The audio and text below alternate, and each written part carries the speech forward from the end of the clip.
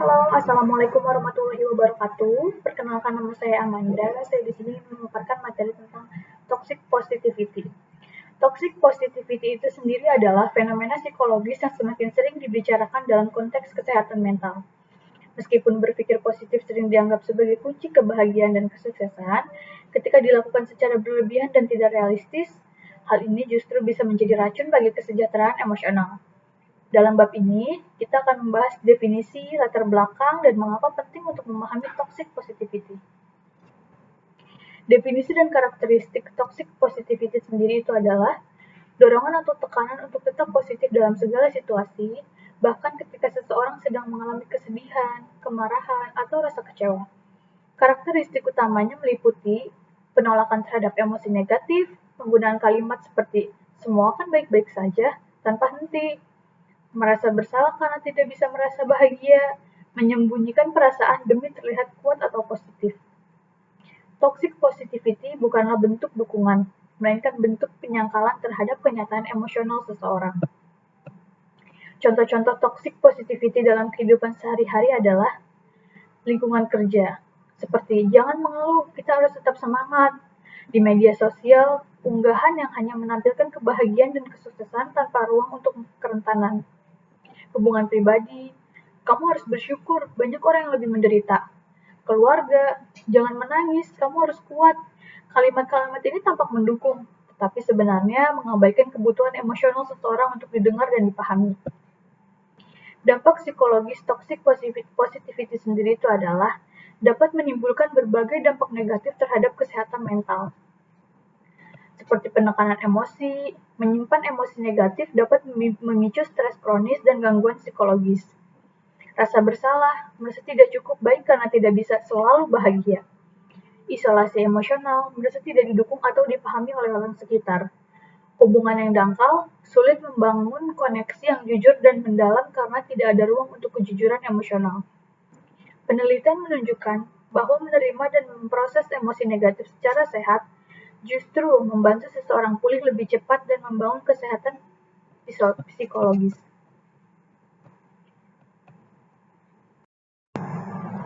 Cara menghindari dan mengatasi untuk menciptakan lingkungan emosional yang sehat, berikut beberapa cara menghindari toxic positivity. Yang pertama ada validasi emosi, akui bahwa merasa sedih, marah, atau kecewa adalah hal yang wajar. Berempati bukan memberi solusi instan, dengarkan dulu sebelum memberi nasihat. Berikan ruang untuk berduka, tidak semua masalah harus diselesaikan dengan cepat. Gunakan bahasa yang mendukung, hindari kalimat klise, gunakan kalimat yang menunjukkan pemahaman. Latih kejujuran emosional, belajar mengungkapkan perasaan secara terbuka dan sehat. Toxic positivity dalam perspektif psikologi adalah merujuk pada kecenderungan untuk secara berlebihan menekankan pentingnya berpikir positif dan mengabaikan atau menolak emosi negatif. Meskipun berpikir positif memiliki manfaat, toxic positivity justru menghambat pemrosesan emosi yang sehat dan dapat memperburuk kondisi psikologis seseorang. Toxic positivity menjadi masalah ketika emosi negatif dianggap sebagai kelemahan, individu merasa bersalah karena tidak bahagia, lingkungan sosial menuntut ekspresi positif secara terus-menerus. Perspektif psikologi humanistik dari Carl Rogers menekankan pentingnya unconditional positive regard dan penerimaan diri. Toxic positivity bertentangan dengan prinsip ini karena mendorong individu untuk menolak bagian dari dirinya yang dianggap negatif. Rogers percaya bahwa pertumbuhan psikologis hanya mungkin terjadi jika seseorang menerima semua aspek dirinya, termasuk emosi yang menyakitkan. Cognitive Behavior Therapy (CBT) dari Aaron Beck. CBT mengidentifikasi distorsi kognitif seperti harus selalu bahagia sebagai pikiran tidak realistis. Toxic positivity adalah bentuk minimization atau meremehkan masalah dan emotional reasoning yang tidak sehat. CBT mendorong individu untuk menghadapi dan menantang pikiran tidak rasional, bukan menekannya. Acceptance and Commitment Therapy (ACT) menekankan pentingnya Acceptance terhadap semua emosi termasuk yang tidak nyaman. Toxic positivity menghambat proses ini dengan mendorong experiential avoidance atau menghindari pengalaman emosional. ACT mengajarkan bahwa penerimaan emosi adalah kunci untuk hidup bermakna, bukan menghindarinya. Dampak psikologis toxic positivity dapat menyebabkan penekanan emosi seperti menyimpan emosi negatif yang memicu stres kronis dan gangguan psikologis, rasa bersalah, merasa tidak cukup baik karena tidak bisa selalu bahagia, isolasi emosional, merasa tidak didukung atau dipahami oleh orang sekitar, gangguan afektif seperti depresi, kecemasan, dan burnout. Penelitian menunjukkan bahwa validasi emosi bukan penyangkalan, adalah kunci untuk pemulihan psikologis dan kesejahteraan jangka panjang. Studi dan temuan ilmiah, itu ada studi dari American Psychological Association atau APA, menekankan bahwa menekan emosi negatif dapat meningkatkan risiko gangguan mental. Penelitian neuropsikologi menunjukkan bahwa represi emosi mengaktifkan amigdala secara berlebihan dan mengganggu korteks prefrontal yang berperan dalam regulasi emosi. Studi di Indonesia menunjukkan bahwa toxic positivity di kalangan mahasiswa menyebabkan isolasi emosional dan penurunan empati.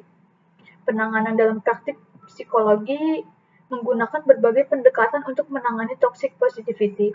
Yang pertama ada psikoedukasi, memberikan pemahaman bahwa emosi negatif adalah bagian dari pengalaman manusia. Terapi kognitif, membantu klien mengenali dan menantang pikiran tidak realistis. Mindfulness, melatih kesadaran penuh terhadap emosi tanpa menghakimi. Terapi kelompok, mendorong ekspresi emosi secara sehat dalam lingkungan yang mendukung. Jadi kesimpulannya, dalam perspektif psikologi, toxic positivity adalah bentuk penyangkalan emosional yang dapat mengganggu keseimbangan mental dan hubungan sosial.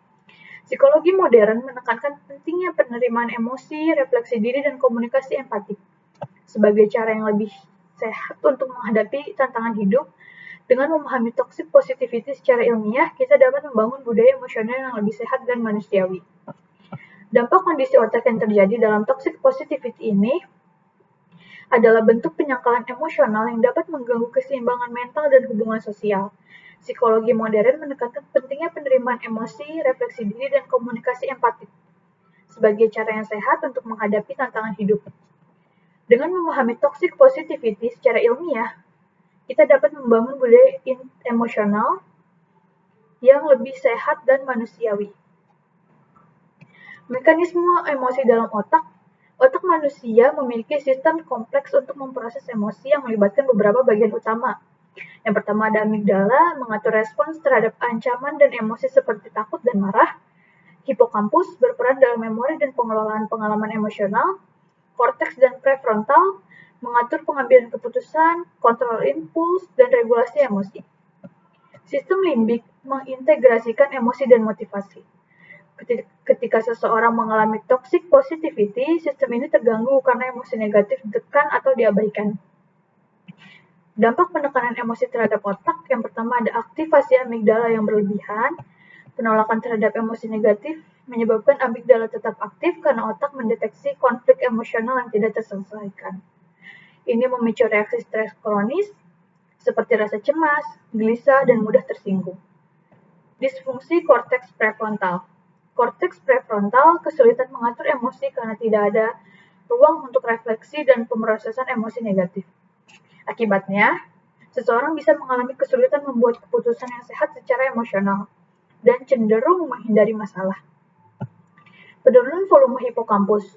Studi menunjukkan bahwa stres kronis akibat represi emosi dan dapat menyusutkan volume hipokampus yang berdampak pada gangguan memori, kesulitan belajar dari pengalaman emosional, risiko depresi dan PTSD meningkat.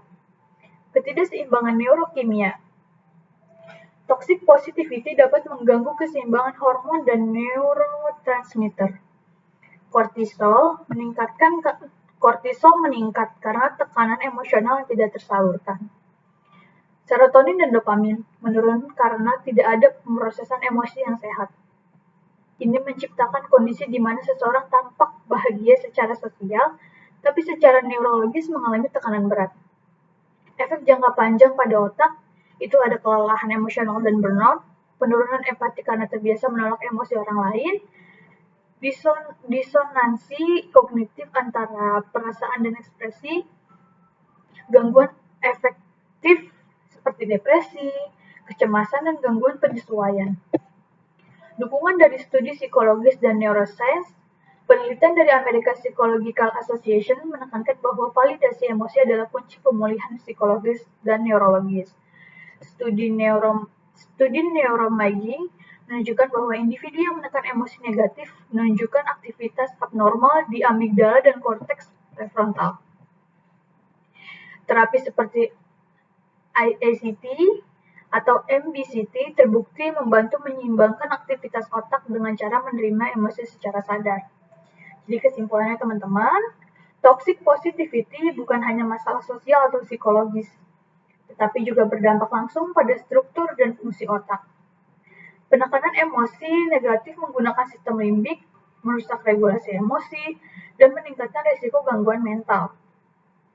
Pendekatan psikologis yang sehat menekankan penerimaan emosi sebagai bagian dari proses neurologis yang penting untuk kesejahteraan jangka panjang.